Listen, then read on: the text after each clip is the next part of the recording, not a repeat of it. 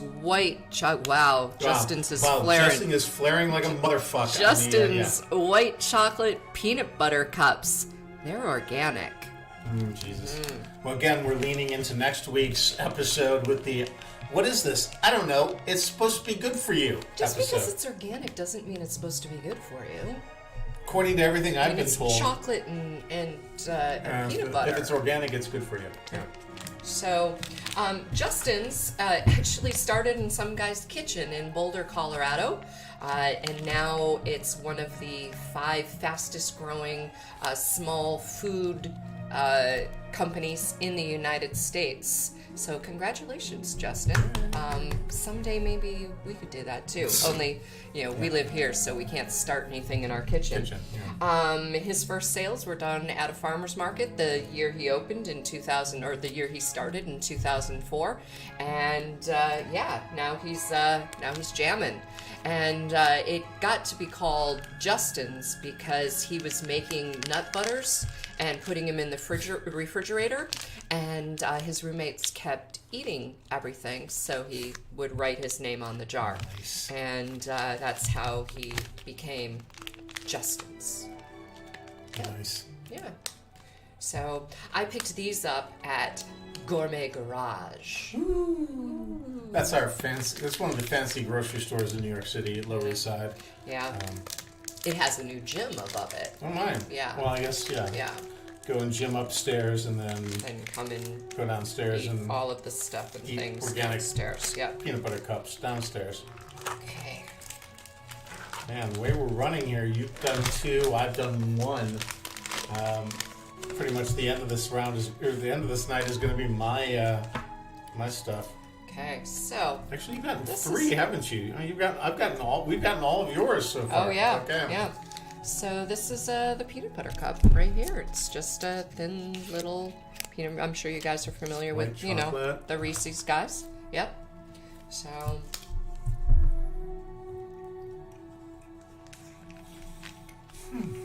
Organic, huh?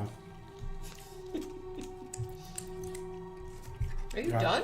No. Oh, okay. I was like, what? Okay. Well, the chocolate isn't waxy, so that's always nice. Yeah. I don't know if we can get this little inner card. About bees? They're nuts for bees. 1 in 3 bees. 1 in 3 bites of food depends on bees. Justin.com/values/nuts-4-bees. We're nuts for bees. So head on over there. Probably can't really see that very well in our camera. I'll put the link in the description for the video, or for the highlight for the video, because I like bees. I'm nuts for bees too, and the whole bee situation is pretty kind of screwed up these days. So I think it's kind of cool anytime we can support anybody who's supporting bees. I got stung by a bee during a tour in front of 25 people this summer, and the worst thing is that I hadn't been bitten in so long. I wasn't sure if I was allergic because the last time I swelled up really big. And the second thing is I was so taken by surprise that I smacked it and killed it all over my neck. And I felt really bad for it, It's like, yeah. But then I proceeded to, swell a bit in front of people, but not huge. So I was like, okay, that's normal. Yeah. I'm going to say this. The peanut butter is overly salty. See, I thought the chocolate was overly sweet. I will agree with that too. Mm-hmm. White chocolate is weird because white chocolate is technically not chocolate. Right.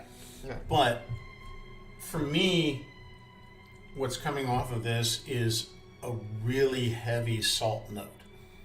Like this is what happens when a chef makes peanut butter, because they just put too damn much salt in it. So it's like way overly salty. Kind of obliterates the chocolate in general. Well, I took a bite of the chocolate before getting into should have done that. the peanut. I did not. Yeah. But yeah, I feel it like. Yeah, it's making me very, very, very thirsty. Yeah. You know, it's a very kind of like. Yeah, it's a deeply. And I think, and the thing is that I'm not getting it off. I mean, I'm getting the sweetness off the chocolate, definitely, but it's like I'm getting a really heavy saltiness off the peanuts, like the peanut butter is made with salted peanuts, and then Right. And then salted. and then salted some more, and then put into the cup where the white chocolate is salted somehow, so that it's just like an endless array of salt going on there. You know, I mean, again, it's like... I mean, if you want somebody to be really thirsty, I'd go with this. Yeah, I can see that, yeah. And actually, the funny thing is, it'd be a great, like, end of a meal in a bar, again, because you got the extra saltiness, you could probably sell another drink off of it. Right. But if it's supposed to be organic chocolate, it seems to me like they've jacked the salt level up to an extent that... Maybe it's a little unhealthy. I don't know. Maybe not. What does it say? How much sodium have we taken in? Yeah. Oh yeah, 150 milligrams of sodium. Yeah, in there's a each lot of these. sodium there. Oh no, one package, so that's only half of it. Oh, so, I see. This is only one serving. Hey, Well, there congratulations, you go. Congratulations, Justin. Justin. You actually know how people eat your food. Yeah. Not many people would just eat one. Yeah. So. That was 220 calories, not bad. That's for the package. Right. And 16 grams of fat. Yeah, the sodium is a bit high, though. So this started out of his kitchen. Yeah, in Boulder, Colorado. Okay. You know, where Mort and Mindy are from. Right. Yeah. Okay. And that just aged us. Yeah, it did really age us. And wow, we're moving quite a ways along tonight. It's going to be chat roulette could be shorter than we thought it was. You're looking in the bag. Why are you doing that? Because You're not supposed to look. Because we've done all of yours. I know the last two. The last two are mine. Okay. Well, then We did grab your one. little ring things. Then I know. Then grab one. Which one do I want to do first? I'm going to do this one first. Okay. A handicap. Andy Cap's hot fries. There you go. There you go. I didn't even realize they still made these. Do Hey. people even know who Andy Cap is? I'm about to drop some freaking Andy Cap knowledge on these people. Oh my God, do they still even print Andy Cap? Yeah, so here's the funny thing.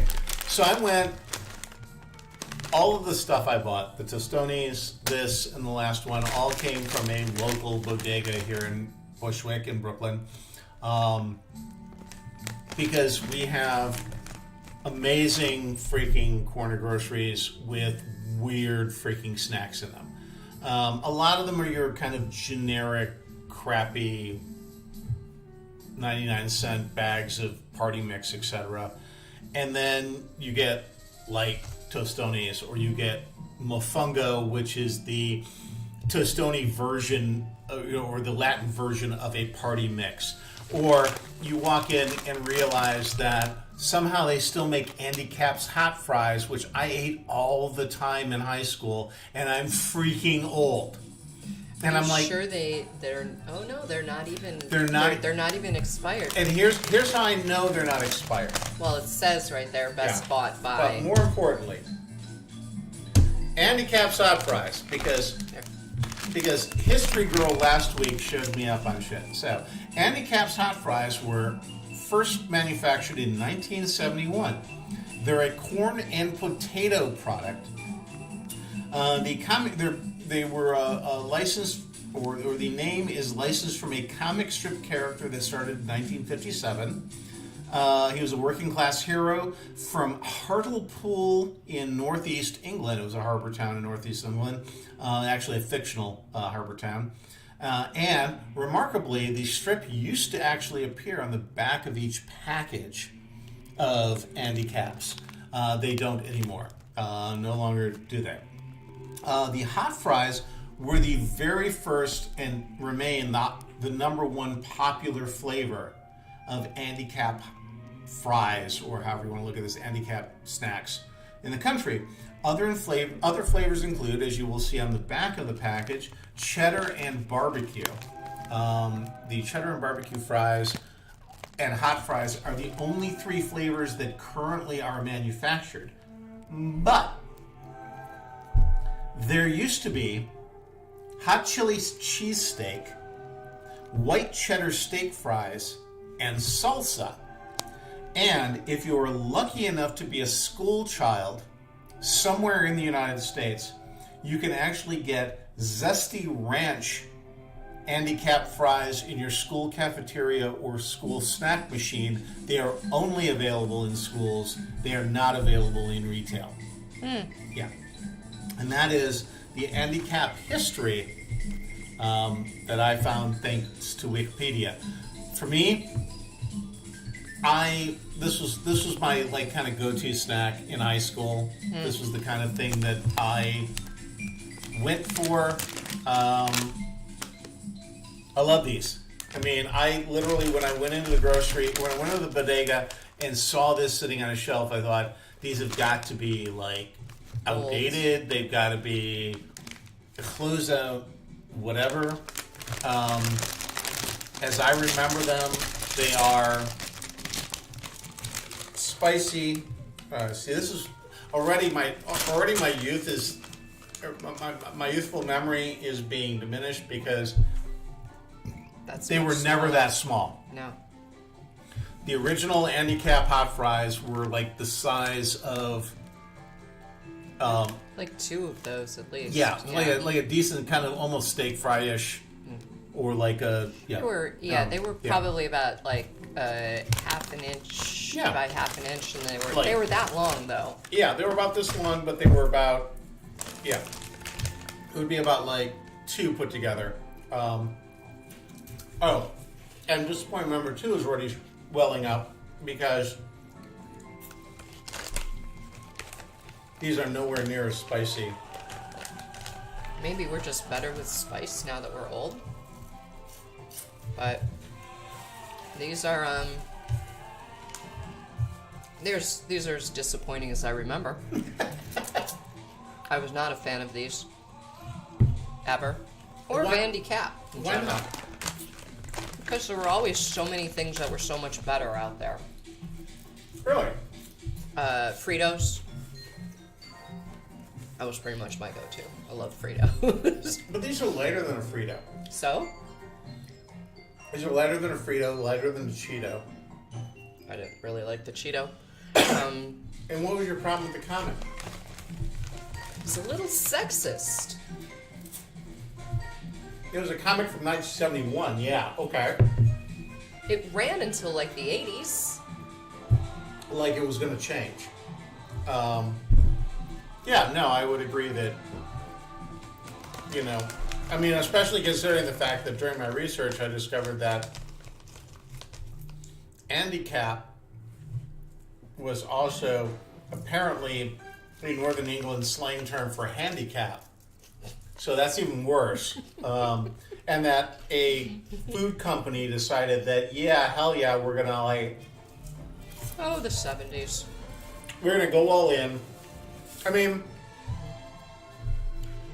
the bigger explanation is that handicap is because he had the low slung cap. He was a pub crawler. These are theoretically supposed to be pub fries or whatever. And they're very orange.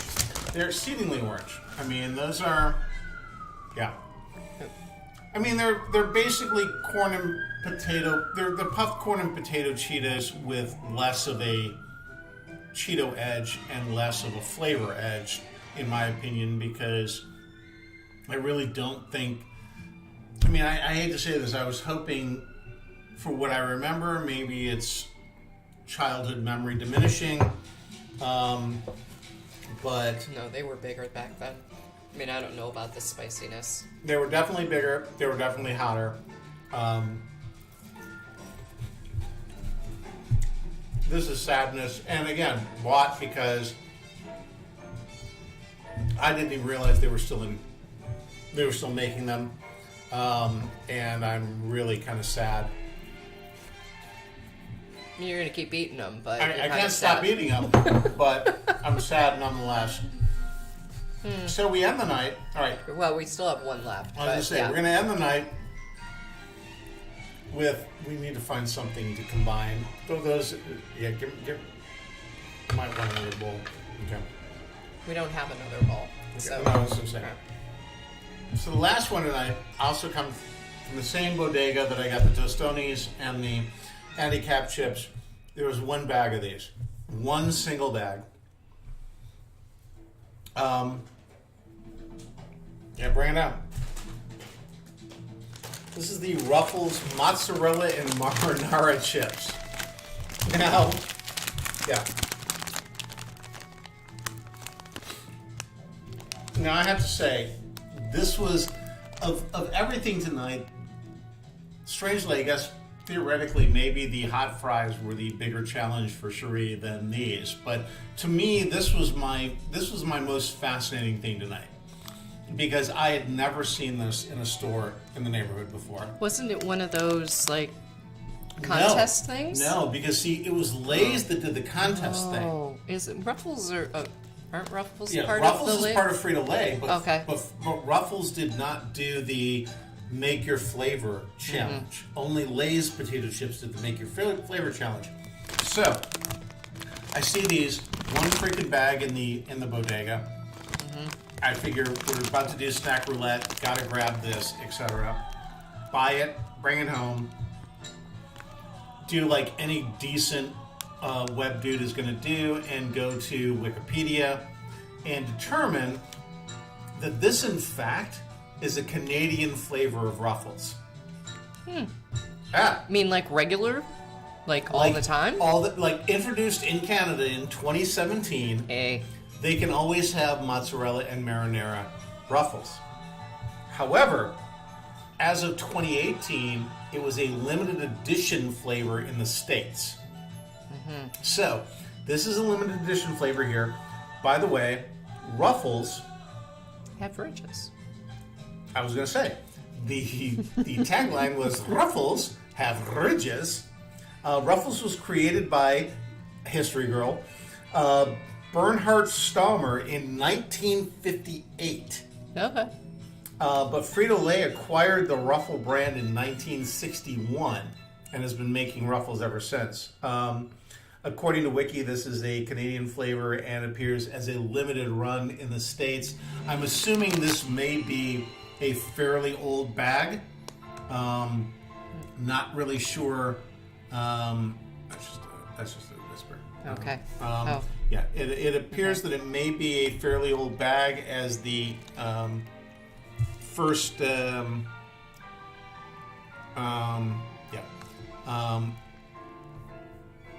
as the first posting I can find on mozzarella and marinara comes from January 2018. So this may have been sitting in the in one of our bodegas, bodegas sitting there for a a really long time. That seems impossible. The theory on mozzarella and marinara is these are supposed to be marginally replicating a fried mozzarella stick. I like those. Dipped in marinara sauce. I like those. The reviews that I've seen on it say that it comes close or is fairly solid in the flavor and definitely hits the grease mark. So we'll find out in a moment. Oh, yay. How well it hits the grease mark in the whole realm. So let's bust them puppies open and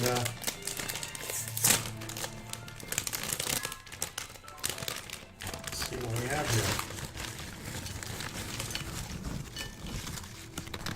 Yeah, they're Ruffles. Okay.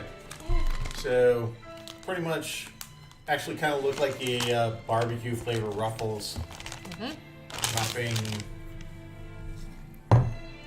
Nothing that specifically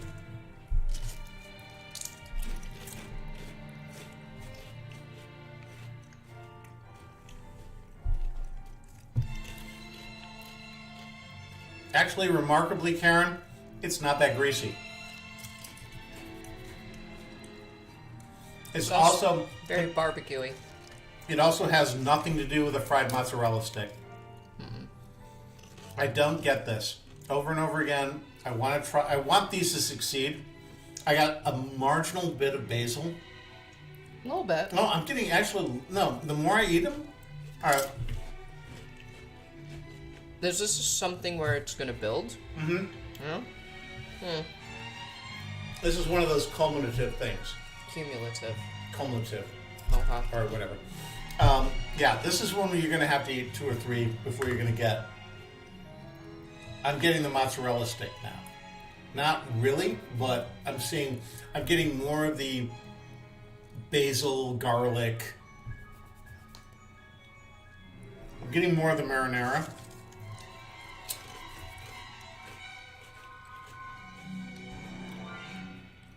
But let's be fair. This is the problem with all of these stunt flavors. Yeah. I mean, it's like the Oreos when they say, it's red velvet flavor. I'm like, no, it's an Oreo that is now red. Yeah. That's it. Yeah. I mean, all of these stunt flavors end up tasting like either sour cream and onion, barbecue, This tastes like barbecue. or cheddar. It's like... Maybe a barbecue, maybe a cheddar barbecue on this one. Yeah, maybe. it's like maybe a cheddar barbecue, maybe a barbecue and sour cream and onion, but it's like... I know what a mozzarella stick with marinara tastes like. This is no mozzarella This is- stick. I mean, it's fine. Sir, I know a mozzarella stick with marinara sauce, and you are no mozzarella stick with marinara sauce. It is a grower, not a shower. Jesus, Karen, really? That's where you're going to go with that one? Okay. Yeah, unfortunately, it's not even a grower, ultimately. It's just kind of like a weak-ass barbecue with a little bit of cheddar. Really, you're going to bring Zizzy back in again? So we're nearing the end of the evening, and as that's the case, once again, our adorable fluffy cat. our adorable fluffy cat Zizzy is here to deliver the decree as to the winner and or loser for the evening. I believe that Winner. we can. He's freaking. It's not the Carables. Okay, honey, you're fine. You're fine. Okay, there you go. Because Nope, cats, don't go that just way. let him go. That way. Um, He was so cats on the like, internet. Take off Okay. that way. So, yeah, I think we can pretty much. These are not bad. I mean, I'm not disappointed by them, but I wanted them to be better. So if I had to make my ranking for tonight, I mean, I think the clear winner is definitely your caramel. Yes. Yeah. I think the caramel snack won the roulette, Yeah. hands down. I don't know. I mean, if I had a loser for tonight, I mean, I hate to say it, but the Andy Capp's hot fries kind of lost it for me tonight. Part of your childhood just died. A little bit of my childhood died with Andy Capp's hot fries tonight because they weren't hot. They were smaller than I remember. I mean, for as much as I wanted to have the Ruffles marinara chips be better, and for as much as I kind of had a meh on the hula hoops, I mean, the hula hoops are okay. Salt and vinegar, corn, whatever. They didn't blow me away, but you kind of let me down, Andy Caps, and that really hurts. I mean, not to mention that I still have a large bag of these. You bought another bag? Well, oh, no. just that bag. Oh, I got the rest just of that this bag plus what's in the bowl. one. I still have one of these. 'Cause I didn't eat both I'm still mine going to eat the rest of these hot fries tonight. tonight. Probably all of the chips tonight, because here's the problem with running a snack show. We still have candy from Tuesday. We still got the snacks from tonight. And coming up on Tuesday, we're going to try to healthy up our systems by doing healthy snacks. Tuesday at 8 p.m. It's the what is this? It's good for you. Yeah, supposedly. Yeah. We will find out. But tonight, I would say our definite winner is the caramel, and our definite loser is the Andy Caps hot fries.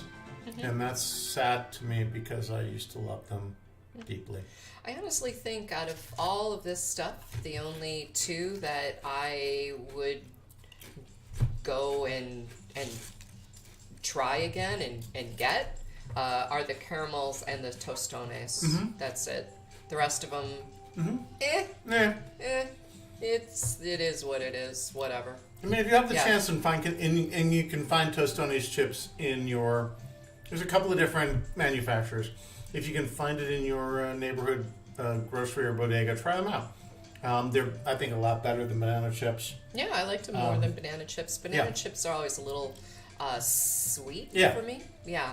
And that's the thing with, I mean, because they're plantains, because they're based on a kind of Latin Cuban like side dish, that generally aren't chipified. They're more fried and served at the table.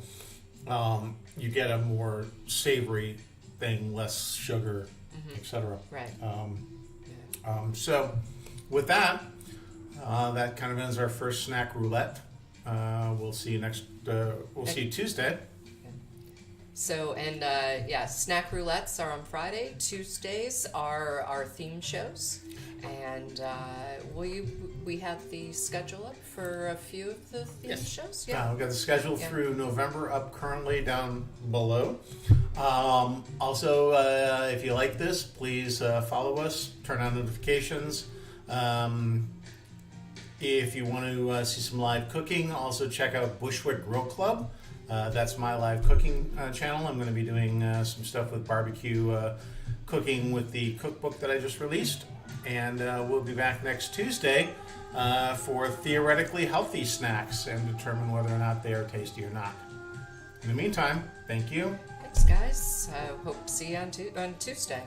Yeah. Bye-bye. Bye.